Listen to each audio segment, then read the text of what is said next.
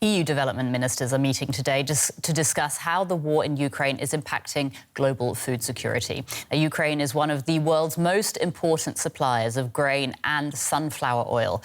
Russia's blockade of Black Sea ports has halted shipments. Ukrainian President Zelensky has accused Russia of using food as a weapon, with global consequences. The colours of Ukraine. The country's endless golden wheat fields are reflected in its flag.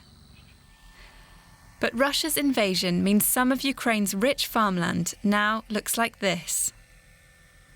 Ukraine has accused Russia of deliberately targeting its agriculture sector, tearing up fields, planting landmines and destroying equipment and warehouses. In safer parts of the country, farmers have been tasked with planting extra crops in a bid to make up for the losses elsewhere. But the threat to food security goes far beyond Ukraine. The country is one of the world's biggest exporters of food products like wheat, corn and sunflower oil.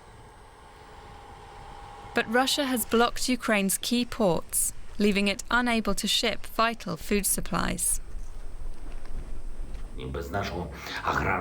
Without our agricultural exports, dozens of countries in different parts of the world are already on the brink of food shortages. And over time, the situation could become, frankly speaking, terrible. Politicians are already discussing the possible consequences of the sharp rise in prices, famine in African countries, Asian countries. Russia has blamed the situation on Western sanctions. But some experts suggest Russia is manipulating grain markets, using wheat as a bargaining chip to its own advantage. As the world's #1 wheat exporter, there are warnings Russia could withhold its own wheat exports for political gain. According to the World Food Programme, around 4.5 million tons of grain is stuck in silos at Ukrainian ports. It's particularly disastrous for countries already suffering from food shortages. Yemen, for example, gets more than half of its wheat from Ukraine and Russia. This war, the Ukraine war, is overlapping. The impact is overlapping with a crisis that has already been unfolding in several countries.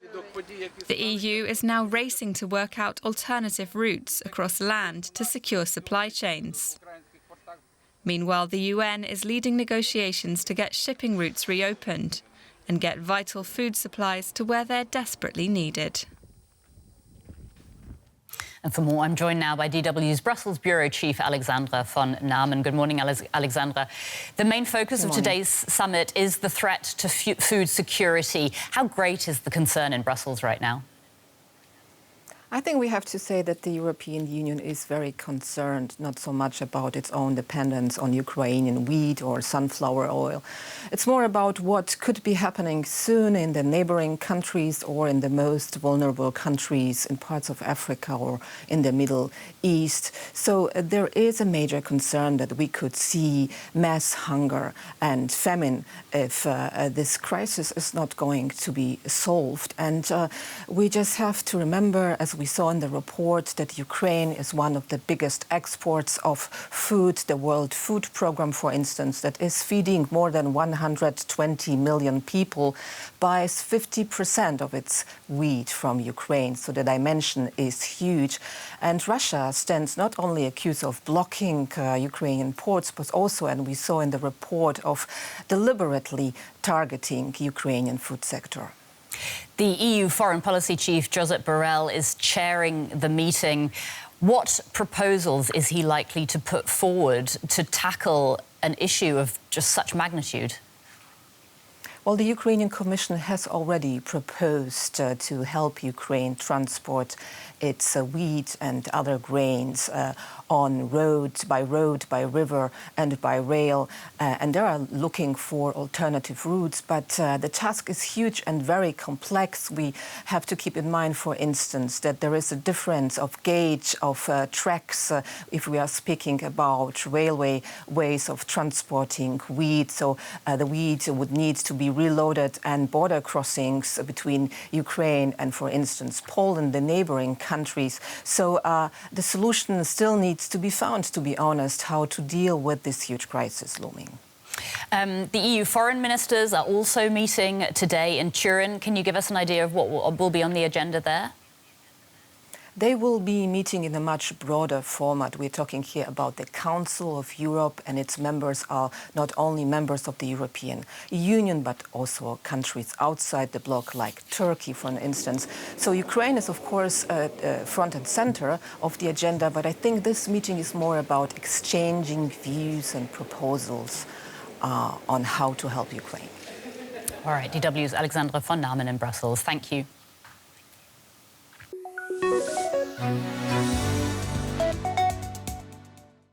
Ms. Urpilainen, you're attending a G7 development ministers meeting here in Berlin. What is your main takeaway from this? We had very constructive, a good meeting and several very timely topics we discussed on. I would say that the main message is that even though the Ukrainian war or war in Ukraine is taking place in Europe, the crisis is global. And that's why we cannot turn our back to the rest of the world, because we see that the consequences of the war are very, very serious, for instance, in the global south. Are we turning the back on the global south now? No, we are not. And that's very important to tell also to our partners in the global south. Taking into account, for instance, food security and food crisis, which is a huge challenge, for instance, in the Horn of Africa or in the southern part of Sahel in Africa. We are giving, as the European Union and as a Team Europe, so Commission and the Member States, over 1 billion euros, mainly humanitarian assistance to those regions so that they can really buy more food and they are able to feed their citizens. But that's not the only action we are taking. We are also investing in the food production capacities in Africa, because Africa imports 80% of the food it uses. So Africa, for instance, as a continent, is very dependent on the import. And that's why we also want to strengthen the capacity of production capacity in Africa. And I'm personally front-loading some of our EU developing cooperation financing so that we can support sustainable food agri-systems in our partner countries. You just mentioned the dependence of several African countries when it comes to imports. It is believed that nearly 25 million tons of grains are in Ukraine. What are you trying to do to get this food out to the international markets? Yeah, well, of course, we also try to work with Ukraine so that we could still export the food which is still existing in Ukraine. So this is the first target we are working on. Then the second one is that we are working with the humanitarian organizations in order to provide humanitarian assistance, especially to the Horn of Africa, but also to the Sahel, the southern part of Sahel, and also Lake Chad region. And then, like I said, it's always, of course, important to act rapidly and look at the current crisis, but I think it's also at the same time important to have this kind of a midterm perspective.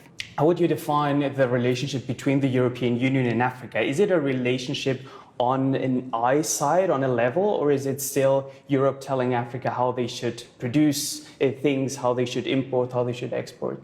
I would define our partnership as equal and mutual partnerships. So we definitely, mainly we share the same values.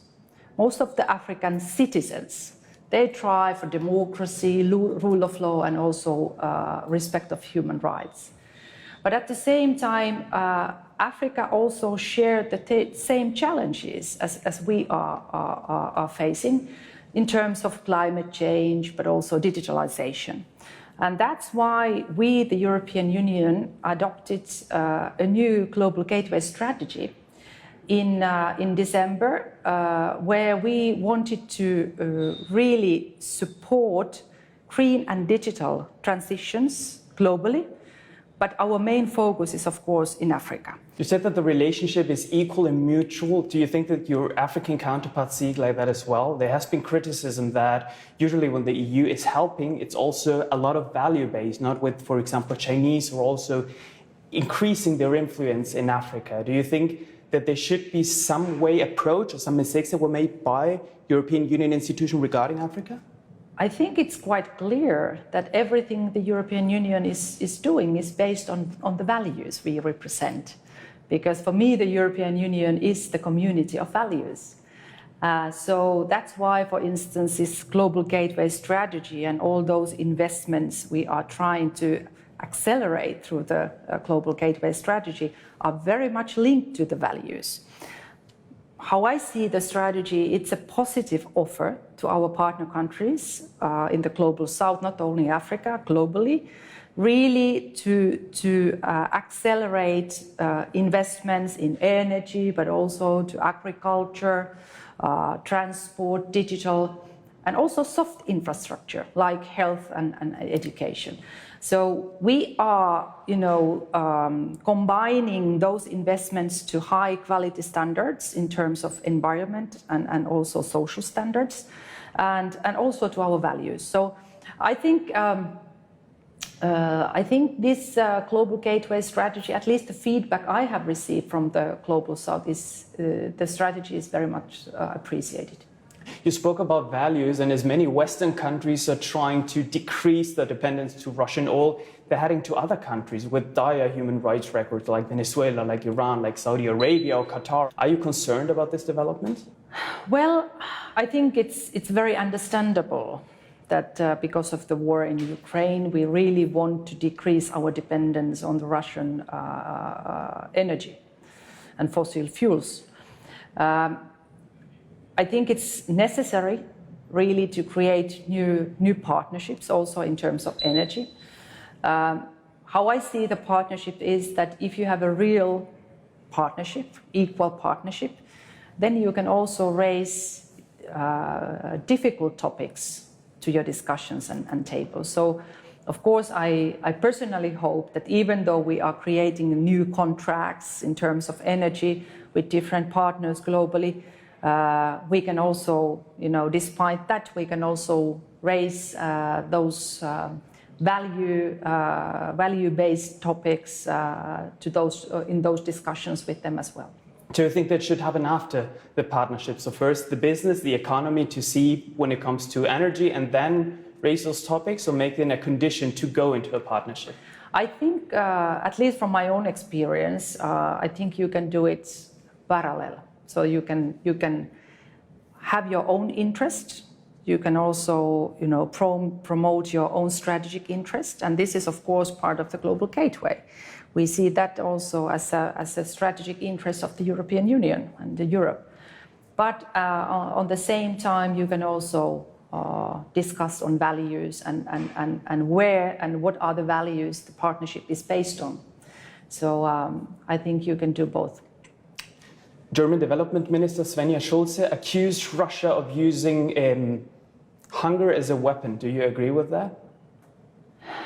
Unfortunately, one can really have this kind of interpretation because, as we already discussed a little bit earlier, we see that there is a lot of food in the storages in Ukraine, and Ukraine is not able to export that.